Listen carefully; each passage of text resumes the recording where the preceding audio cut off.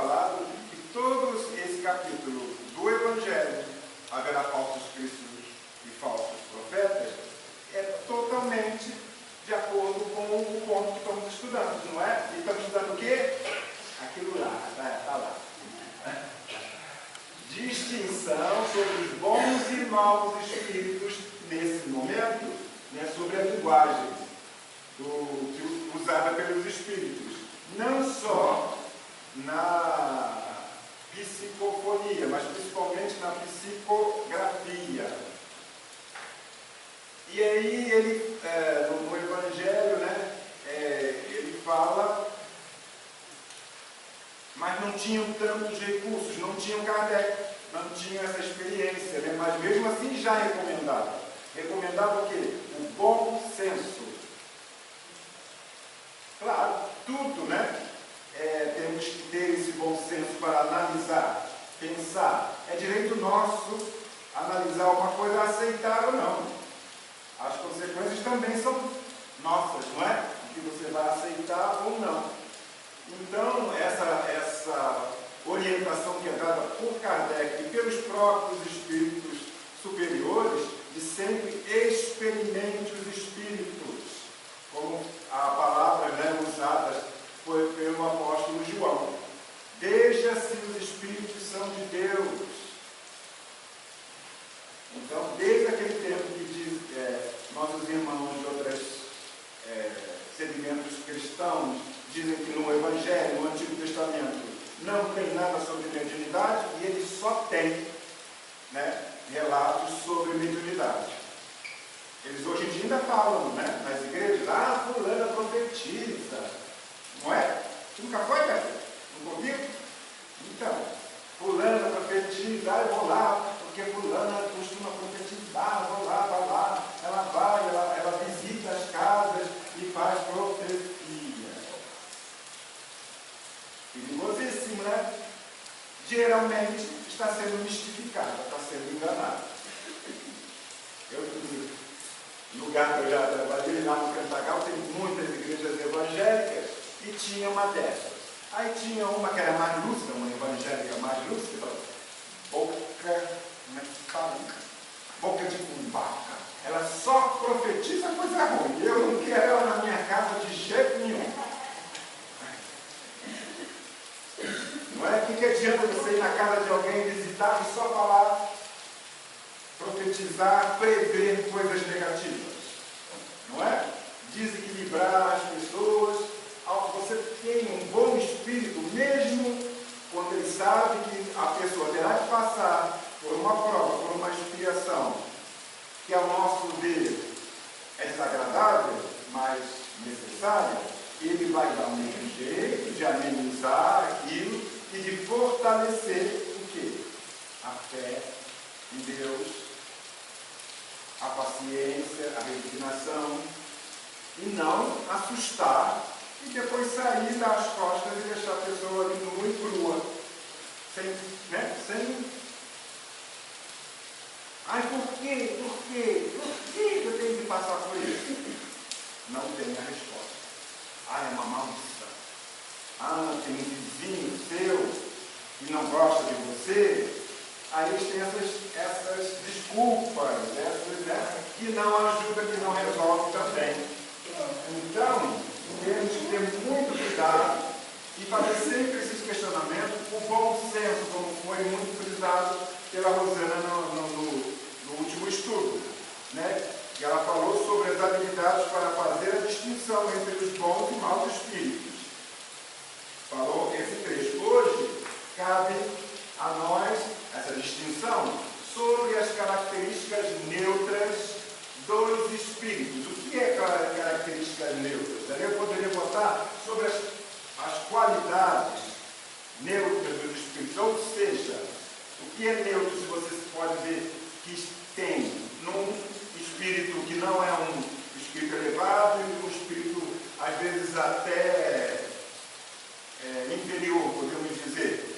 O que eles têm, nós podemos ter, e os espíritos superiores também têm. Então, tem lá em cima da escala, como tem lá embaixo. A primeira de todas. E a gente gente às vezes se engana. Ah, não, aquela pessoa é tão inteligente. Aí acha que por ser inteligente é um espírito superior, ou é uma pessoa que você possa confiar.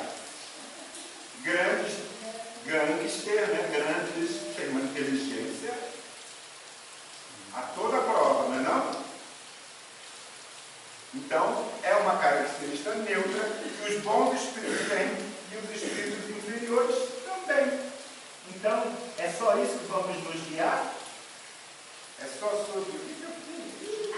Eu estou aqui por acaso. Voltou? Cadê a seta? Eu tentei a seta para ficar errado. Então, são aquelas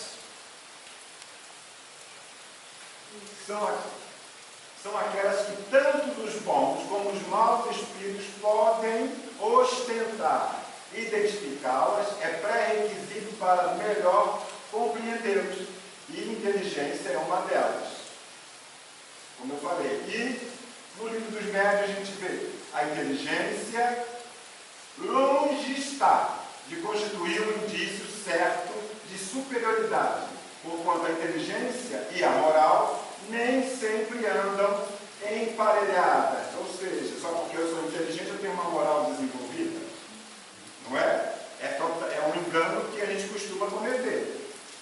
A assertiva que confirma está lá no item 267, 22º princípio do livro dos médiuns. Esse capítulo é grande.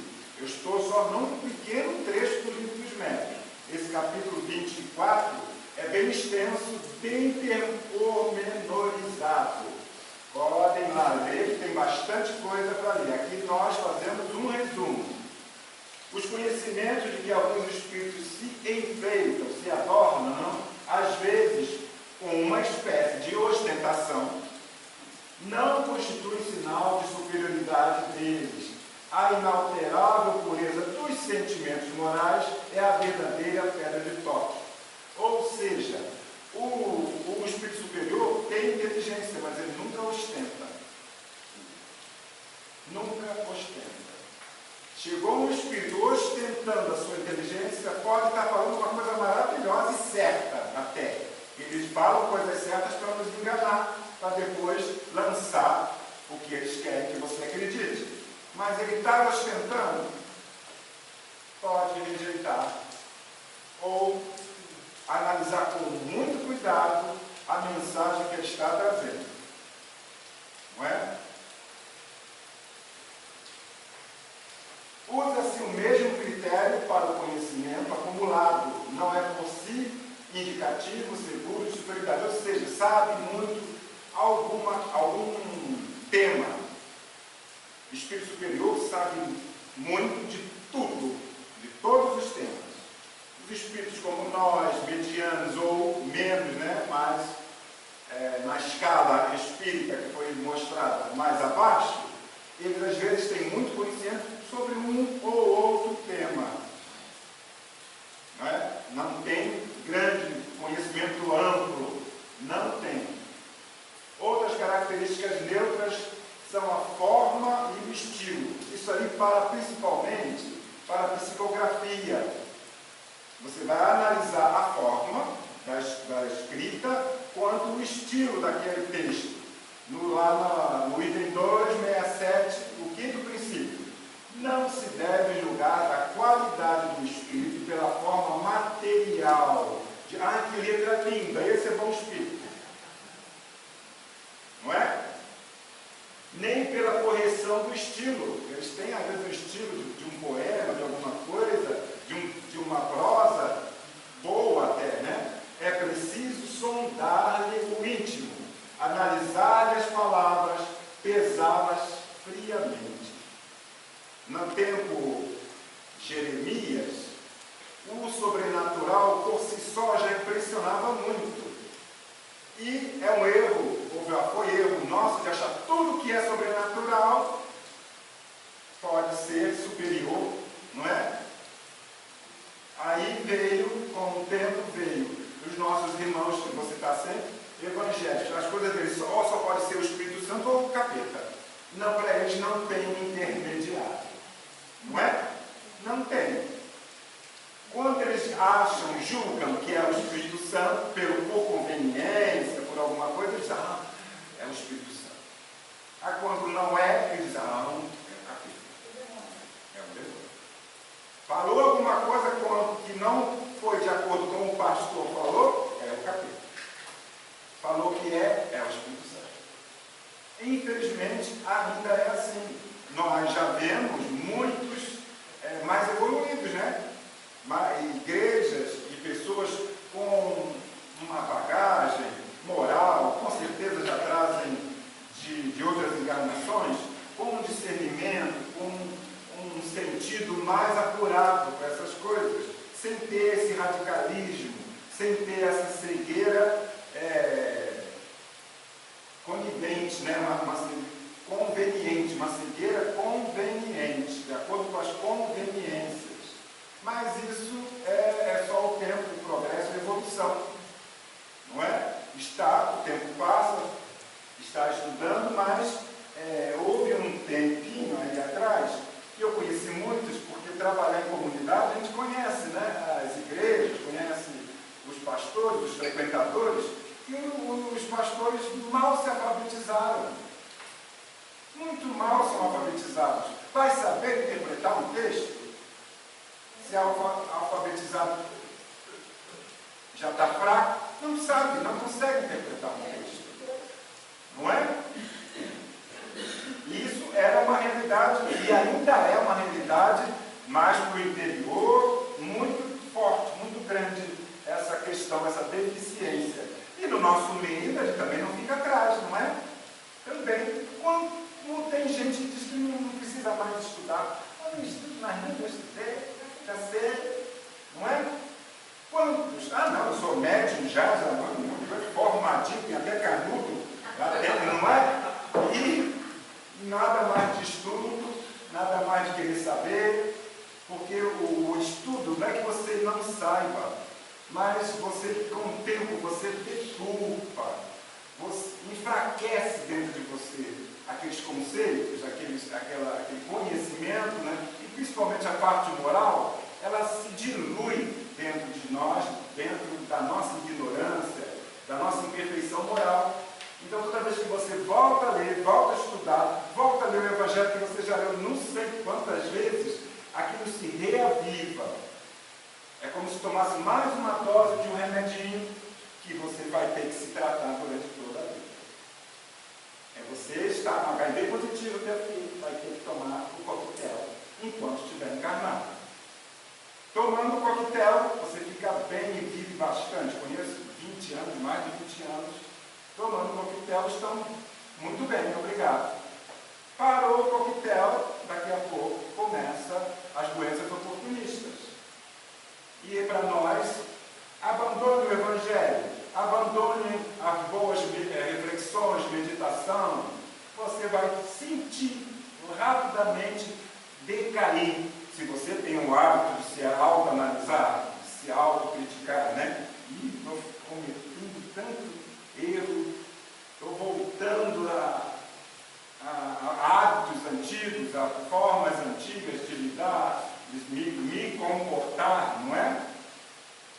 Eu gosto muito de Raul Teixeira, muito, me identifico muito com ele. Espiritismo não é para quem quer, é para quem pode. Ele é duro, ele é direto e contundente, Raul Teixeira. Enquanto os outros são ótimos, né? Ótimos, mas são mais flexíveis, mais mansos, mais brancos, né? E a gente precisa ainda de um bom puxão de orelha de vez em quando, gente. Não tem por onde. Igual Emmanuel, puxava a orelha do pobrezinho do Chico toda hora, né? E ele estava tão acima de nós. Imagina nós. Aí tem gente que diz que, meu protetor, meu anjo da guarda, meu mentor, é igualzinho, né, meu? Assim. Tadinho dele, né? Não, pior, quando tem gente que diz assim, queria ter um mentor igual a Emmanuel. Tem condições não, Bia. Você vai aguentar Também, tá? Também tá demais. Porque ele cobrava realmente, né? Cobrava, não dava chance para ele se lamentar. Se lamentava que no olho vai, vou perder um olho. Para quê? Para que tu quer dois? Era a resposta dele, para que tu quer dois? Tem gente que não tem nenhum. Morra com disciplina. Morra com disciplina, onde já se viu? Eu ia xingar ele. Na mesma hora no avião, eu ia xingar, não ia conseguir me conter. Não, o mais triste Não é é? se você está se sentindo mal, tá? Né? Aham. Melancólico, você vira pro seu protetor e diz assim, poxa, me ajude aí, me dê um passo. Não, agora não tenho tempo não. Onde você ajuda um monte de gente, mas por que não tem? Quer dizer, a gente não tem condições não de escutar essas coisas, não. Escutar uma coisinha assim, a gente quer partir para a briga. Aham. E ele não, né? Cuspir na sua cara. Você vai conseguir fazer o que ele fazia só, né? É difícil, gente. A gente tem que reconhecer isso. Se a gente quer melhorar, temos que estar todo dia reconhecendo o quanto ainda precisamos melhorar. É honestidade. E aceitação, sem brigar consigo mesmo, né? Não sei nem qual é o termo, que tem gente que se percebe, aí se deprime. Não, deixa para lá, não vou tentar mais que eu não consigo. É o auto-perdão. Né? Precisamos do auto-perdão todo dia, né? Sobre o critério da linguagem, item 263. Já dissemos que os espíritos devem ser julgados, olha só, não é? Kardec, os espíritos devem ser julgados como os homens, pela linguagem de que usam, pelo estilo, pelas ideias, por uma imensidade de indícios, enfim, verificará se aquelas pessoas são instruídas ou ignorantes, polidas ou mal educadas, superficiais, profundas, frívolas, orgulhosas, sérias, levianas, sentimentais, etc. Assim também com os espíritos devemos considerá-los como sendo correspondentes que nunca vimos. Correspondentes porque recebemos uma mensagem psicografada. Você viu o espírito? A maioria não vê, alguns até veem. Eu vi, era bonitinho. Eu vi, ele era bonitinho, e você escreveu. Mesmo assim, tem que ver todos esses itens aí, analisar aquele texto, julgar friamente, como ele fala, para reconhecer, ver se é uma boa mensagem, né? Se não ou não, é um espírito superior ou não. Não é? É como se você recebesse só carta. Antigamente tinha muito isso, né? Às vezes a gente conhecia pessoas só por carta. Conhecia de alguma forma e recebia carta, trocava cartas. E como analisar aquela pessoa? Pelo conteúdo da carta, né? Hoje é pela internet. Hoje é a internet que escamoteia muito, né? Também, então você tem que vai dando corda, porque a verdade vai aparecer. Você não pode também ser ingênuo demais, né? Princípios formulados por Kardec relativo à linguagem, item 267.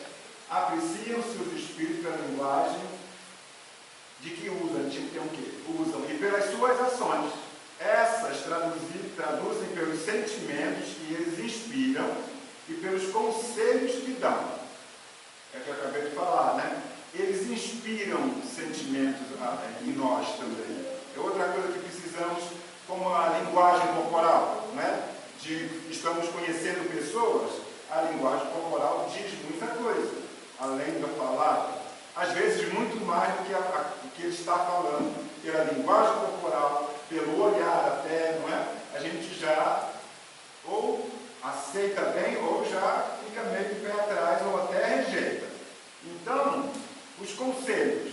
Como os espíritos são dar bons conselhos, sempre, por mais difícil que seja a situação, ou às vezes problemas, né, familiares, brigas, desavenças, ele nunca vai dizer para você largar o outro de mão, para você responder na mesma moeda, vai sempre a conciliação, a fraternidade, oferece a outra face, sempre.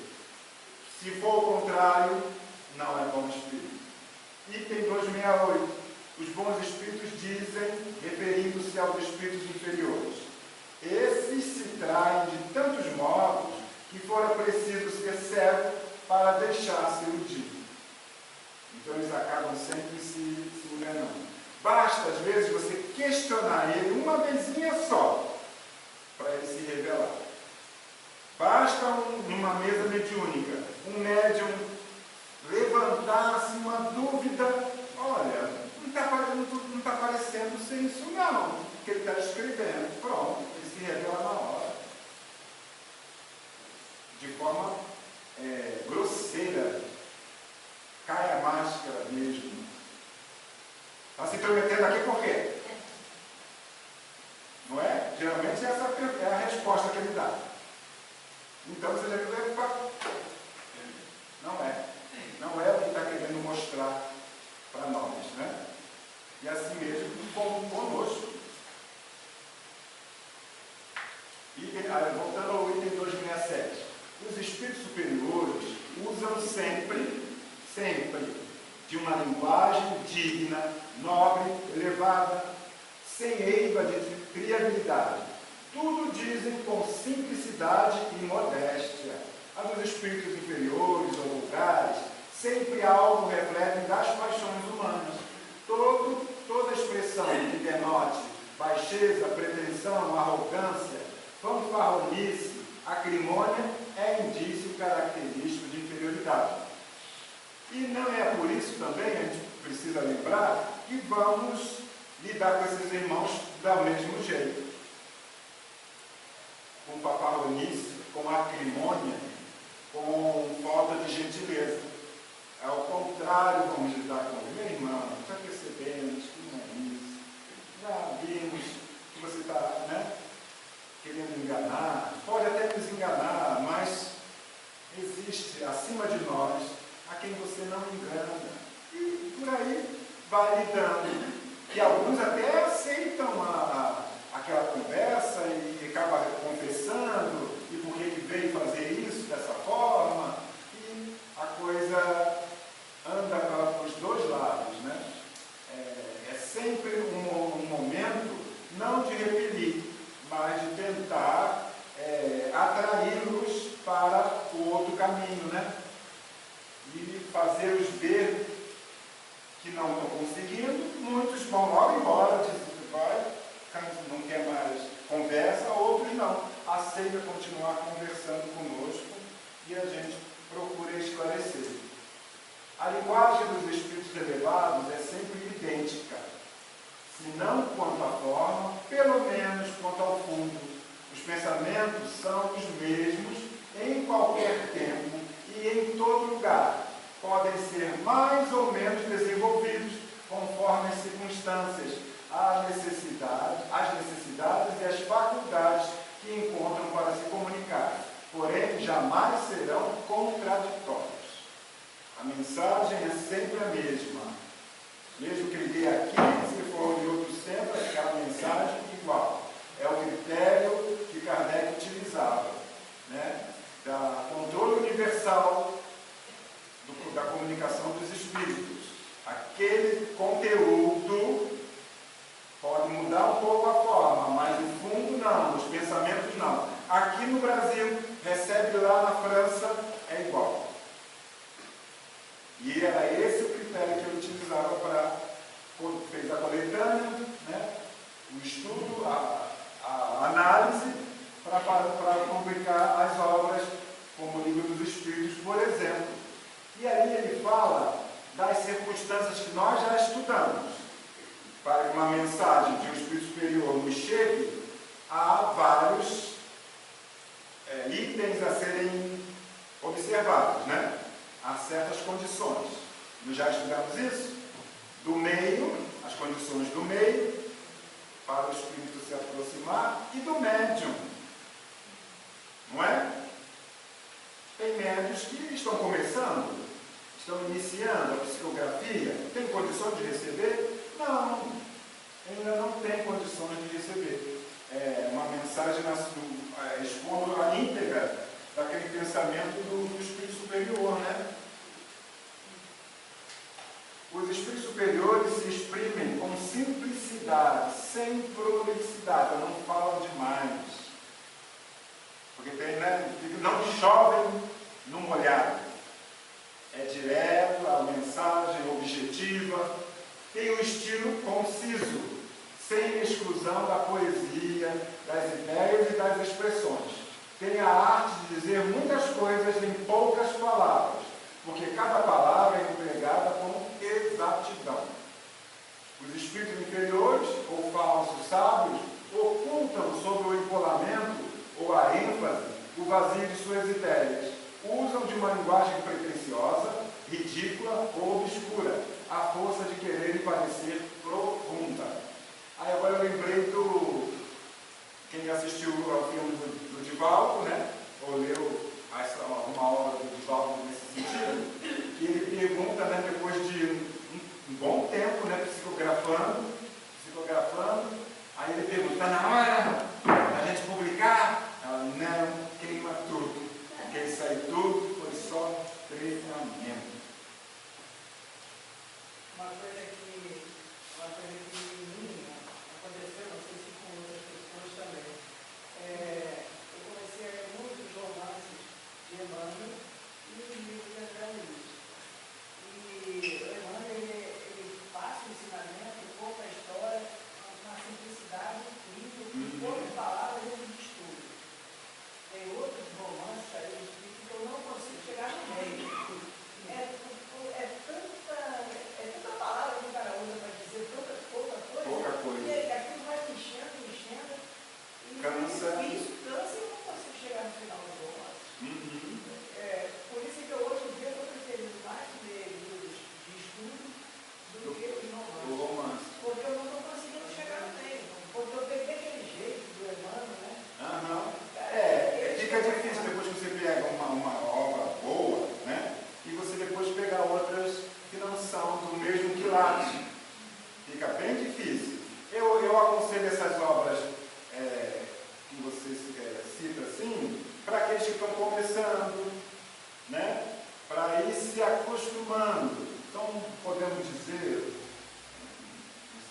não tem nenhum escritor aqui, para que possa se sentir ofendido, pode dizer que esses são mais água com açúcar, como a gente tinha novela antigamente. Aquela novela água com açúcar, né? Hoje em dia não é não. Né? Mas a novela água com açúcar, deixa assistir, pode deixar a criança assistir.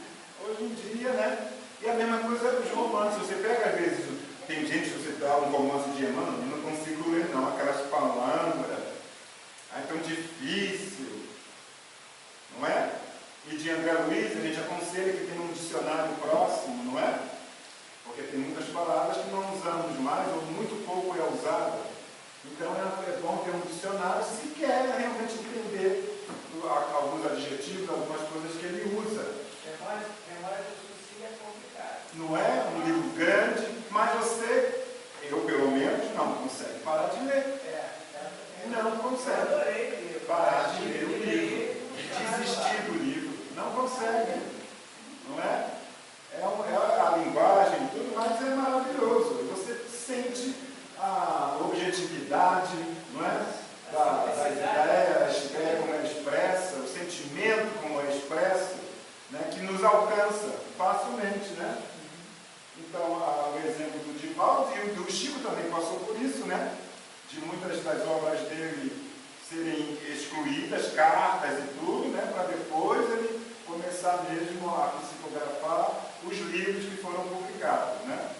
Então exige muito treino realmente, muita dedicação e às vezes a vaidade, né, da pessoa que quer forçar uma coisa que não é para ele, não é? Você ainda se ter por satisfeito de estar num trabalho de socorro, né, de ajuda ao próximo, de encarnados e desencarnados. E os trabalhos, apesar de serem mesa mediúnica, são muitos os encarnados que estão sendo ajudados, não é? De alguma forma, que estão obsediados, desobsessão, e os espíritos sofredores que chegam, que são ajudados. Só isso, para nós, deve ser considerado como uma bênção. Porque Porque somos devedores, é isso que a gente esquece.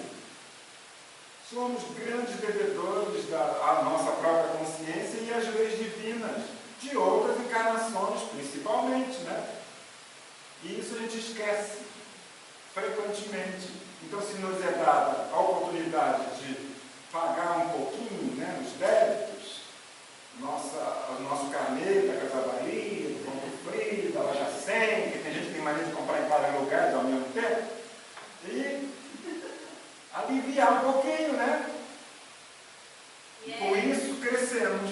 E a gente percebe que o estudo mediúnico, a reunião mediúnica, como é de hoje, na segunda parte, ela é importante, porque você estuda, a começar por isso, você precisa se dedicar ao estudo, não é qualquer coisa, você precisa se dedicar, né?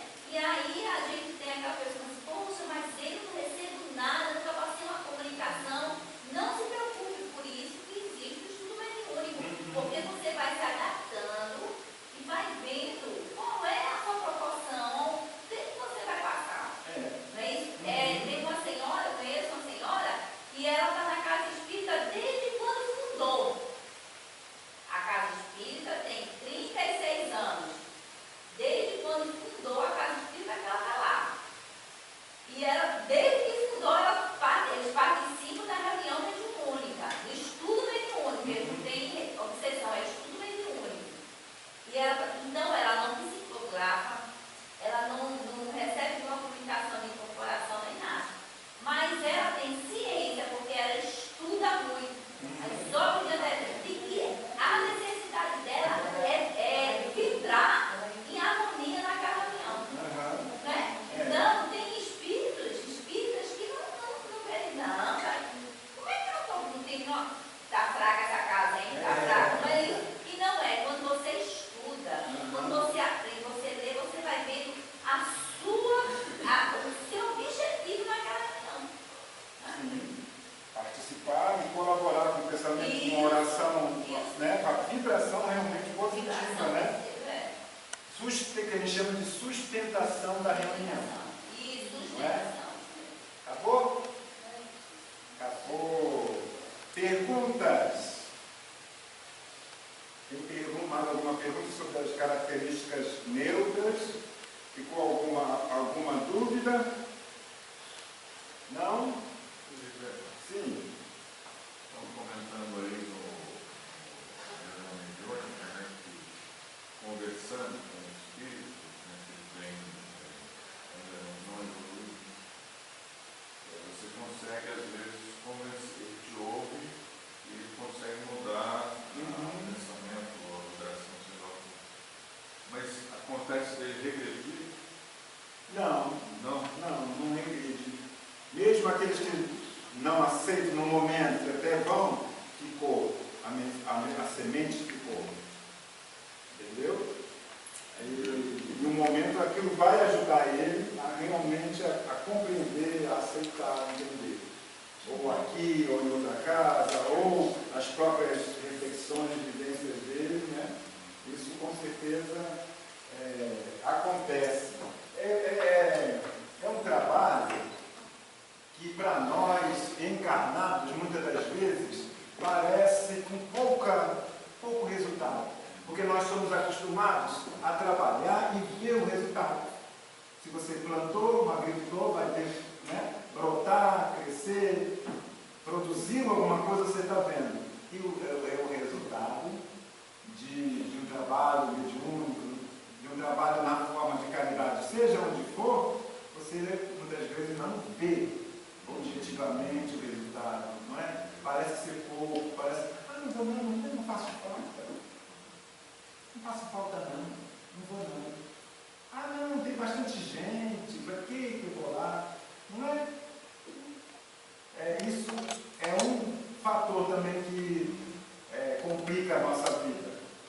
Né? Achar que nossa contribuição é pouca, eu não vejo resultado, não veio ninguém aqui me agradecer, né? Eu já ajudei a tanto espírito, não veio ninguém.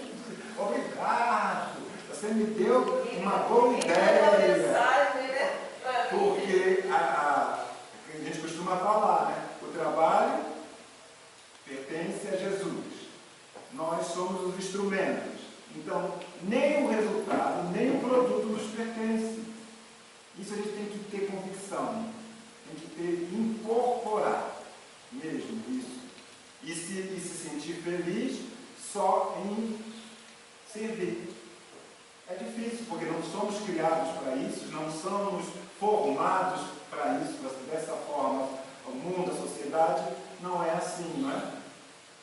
Você se dar de alguma forma, se doar de alguma forma, sem ter algo mais material de retorno, não é? É um vício do espírito que nós trazemos ainda, que vai chegar ao ponto de evolução, que é só servir, a alegria de servir e pronto. Está muito bom, a felicidade está ali. A gente precisa ainda alcançar isso, está distante um pouco, né? Mas vamos chegar lá um